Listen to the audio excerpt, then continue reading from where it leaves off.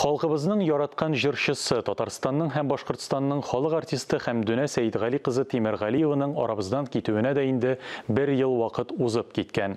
Легендар җырчыны искә алып, рухына дога кылу өчен аның кабере янына сәхнәдә дуслары, туганнары, дин әһелләре җыелды. Тулырак киләсе язмада. Хәзер ул башкарган җырларны, аның үзен, тавышын без бары тик язмалардан гына күреп, ишетеп хәтерләребезне яңарта алабыз.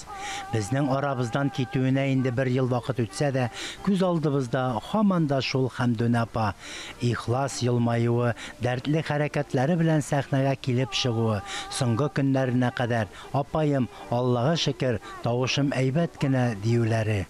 Безнең халык әле дә аны онытмый, аның белән бүген дә җырлар аша гел яши, ишетә һәм әлбәттә аның җырлары безне ностальгия рәвешендә үзебезнең каядыр кемнәрнедер бала чакларын алып кайта, кемнәрдер ниндидер тормыш буйлап, үзенең тормышы буйлап сәяхәт кылдырга мәҗбүр итә. Ышанасы килми, күңел ышанмый, һаман да ул безнең белән кебек.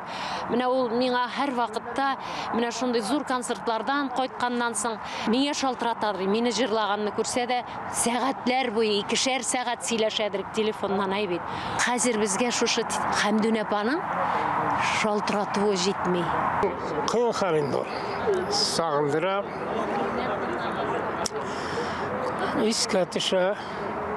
Хәмдүнә апаның рухы шат булсын, урыны җәннәттә булсын. Менә эстрада бүген нәкъ менә Хәмдүнә апа җитми. Беләсезме, яшьләр белән аралашыр өчен дә, киңәшен бирер өчен дә, әдерәк селкетеп тиргәп алыр өчен дә. Татар җыры, татар моңы яшәгәндә легендар җырчыбызның якты истәлеге күңелләрдә озак сакланыр әле. Фәннур Хәсәнов, Ирек Хәмидуллин, Татарстан яңалыклары.